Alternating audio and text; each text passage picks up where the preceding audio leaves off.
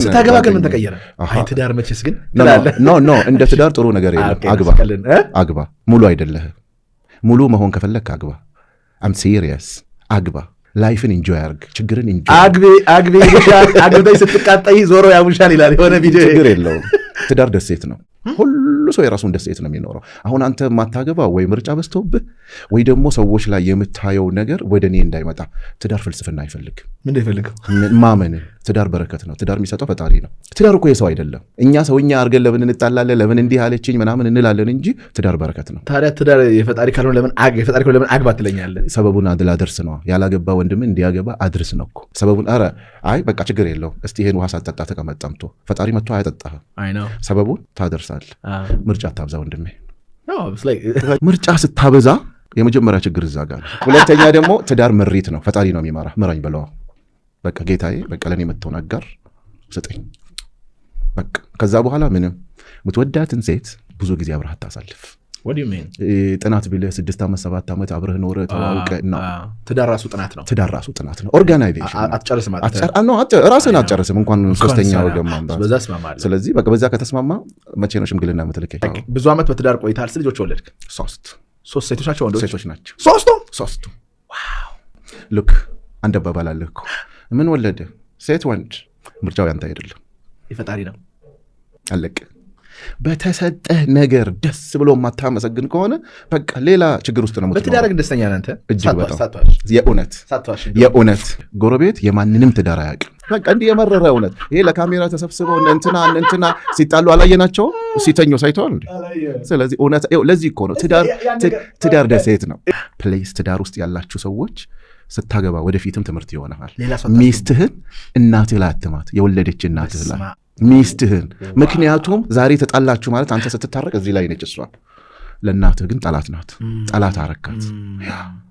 የሚስት ገመና በቃ እዛው ቤት በምንም ተአምር የባልም ይሁን የሚስት ገመና ለወዳጅም ለጓደኛም አይነገርም። ምክንያቱም ውሸታሞች ነና። ውሸት ነው። ስትታረቅ ደረት ላይ ነው ያለችው። ይሄ በምንም ተአምር ትዳር ውስጥ አንዱ ትልቁ ቁልፍ። አማቾቻችሁ ጋር ወይ ሚስት ወይ ባል አትሙ። እሷ ከመውደድ የተነሳ ከሆነ ወይኔ ልጄን እንዲያረገችው የሚሉት እናንተ ግን እፍፍ ብላችሁ ተመለሳችሁ ጨዋታችሁ ላይ ነው ያላችሁት። ደስታን የማትወስድ ከሆነ ችግርን ለምን ትወስደዋለህ? ሚስቴን አይስክሪም ጋበዝኳት እማዬ ብለህ ደውለህ ታውቃለህ? ነው ታዲያ ችግር ሲፈጠርስ ለመፍታት ሞክር በተቻለ መጠን። ትዳርን የሚያቆየው እፍታው አይደለም፣ ጨዋቱ አይደለም፣ ትዕግስት፣ መቻቻል። በፍቅር አላምንም ትላለህ? አዎ ፍቅሩ አይደለም የሚያኖረው። ምንድነው የሚያኖረው? ልክ አንድ ኬዝ ምን ገጠመን፣ ልጁ በጣም ፍቅር ያዘው። እንግዲህ በአንተ ቋንቋ ልምጣ፣ እቺ ልጅ ካላገባዋት ነፍሴን አጠፋለሁ። ቤተሰብ ይደነግጥና ሽማግሌ ከዚህም የማይመለሱት አምጥቶ መርጦ ይልካል። እባካችሁ እጃችን ናት። እሺ ተባለች። ገባ። እንደቆዩ 6 ወር አልቆየም። እማዬ እቺ ልጅ ታወጪልኛለሽ ወይስ ገድዬ እስር ቤት ስገባ? ሉክ ሳያገባት ካላገባዋት ሞታለሁ። አሁን የሰው ልጅ ሳላጠፋ ውሰዱልኝ። የፍቅርን ትርጉም አምጣ። ላንተ እኮ ነው ይሄ። ትዳር ውስጥ ስታገባት ቤተሰብ ቀብረር አድርጎ ያሳደጋት ሌላ ዓለም ውስጥ የኖረች፣ አንተ ደግሞ ሌላ ዓለም ውስጥ የኖረ ለማንም ዝቅ ያላልክ ለማንም ዝቅ ያላለች ልጅ ናት። ሁለቱ ናቸው የሚገናኙት። ትዳር ስትመጣ ለትዳር ዝቅ ትላለህ። እጅ አስታጥባ ማታውቀው ባሏን እጅ ታስታጥባለች ወይ ሚስትን እጅ ታስታጥባለህ። እዚህ ጋር ይጀምራል ጨዋታው። የምትኖረው መቻቻልን ነው፣ መግባባትን ነው። ለሷ ብለህ የምትወዳት ከሆነ ማለፍ መቻል አለብህ። እንደውም ትዳር እንዲጣፍጥላችሁ ከፈለጋችሁ አንዳንዴ እያየ ስተቱንም እያየ ባላየ ማለፍ። እያንዳንዱን ነገር ቆንጥረህ አትችለውም። ለሷ ብሎ ከሚጮህባት ለሷ ብሎ ይቻላታ። ትናንትና እንደዛ እባክህ ማኔ ንገርልኝ፣ ደውልልኝ፣ እስቲ እሺ ትበለኝ፣ ስልኬን ታንሳ ያለ ሰውዬ እኮ ነው ዛሬ እንደዛ የሚለው። መጨቃጨቅ አይደለም። ትዳር ጭቅጭቅ አያቆየውም። የውሸት ፍልስፍና ማያቆየው። ትዳር ደግሞ ደሴት ነው የምንለው ባህላችንን በጠበቀ መልኩ ነው። ደሴት ምንድን ነው ማለት? ደሴት ማለት አሁን አንተ ስታገባ የማን ትዳር የኔን አይሆንም። አንተ በቃ ሰረገላ አቆመ 800 መኪና አምጥተህ ያ ሳብቱዩ።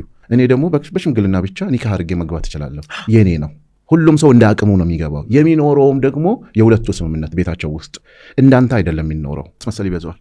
ይሄን ደግሞ ያመጣብን ቴክኖሎጂ ነው። ዘመን ያመጣብሃል። ጉግል ነው። ሰው በአይኑ የሚያየውን ነገር ነው የሚያምነው። ከዛ በኋላ ሃኒ ስዊቲ ብሎ አበባ እንደዚህ ሰርፕራይዝ።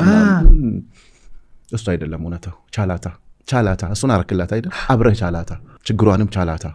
እኔ በትዳር ውስጥ ባል የባልን ድርሻ ነው የሚጫወተው፣ ሚስት የሚስትን ነው። በምንም ታምር እኩልነት የለም ትዳር ውስጥ።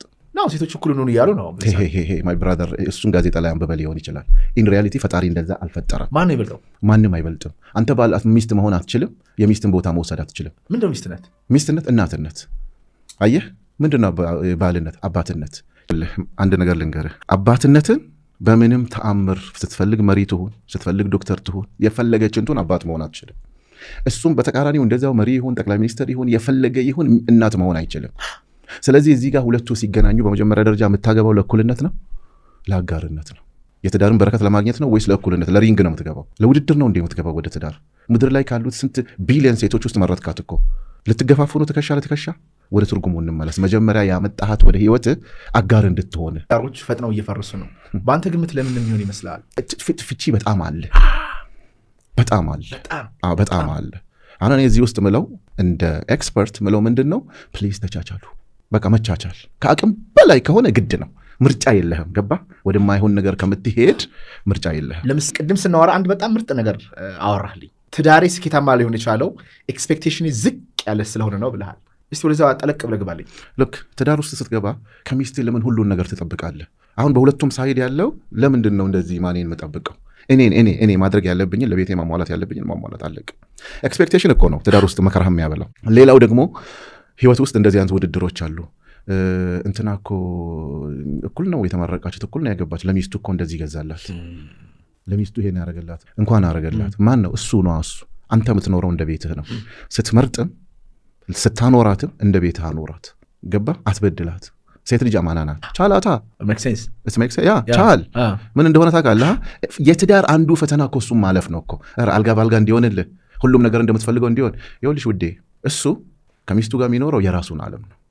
እኔ ያለኝን አክብሬሽ ሳገባሽ፣ ስታገባ ደግሞ አትዋሽ። አብዛኛው ፈተና የሚመጣው እዚህ ጋር ነው። አትዋሽ፣ በቃ ያለህን ንገራት። ምክንያቱም ሰው ነው የምታገባው። ሽምግልኛ ላይ ልጄ እኮ ዶክተር ናት አለ። ከዛ ደነገጥኩኝ። ቸው ቅርብ ሰው ልጁ እኮ እሱን አይደለም ማዕረግ አታገባ፣ እሷን ነው የምታገባው። እሷን ስታገባ ግን አትዋሽ። እማኖርሽ ፈጣሪ በሰጠኝ በረከት ልክ ነው ማኖርሽ። ለአንቺ ልዩ ክብር፣ ልዩ ፍቅር አለኝ። በቃ ማለት ለሴት ልጅ በምድር ላይ ትልቁ ስጦታ ከወንድ የሚሰጠው ላግባሽ ነው። ከዚህ በላይ በቃ ያፈለገ ነገር ብትሰጣት ከዚህ የሚበልጥ ነገር የለም። ምን አምጣው። ለወንድ ልጅ ደግሞ ገልብጠው እሺ አግባኝ ብላ ራሷን እስከ መስጠት በቃ አለቅ።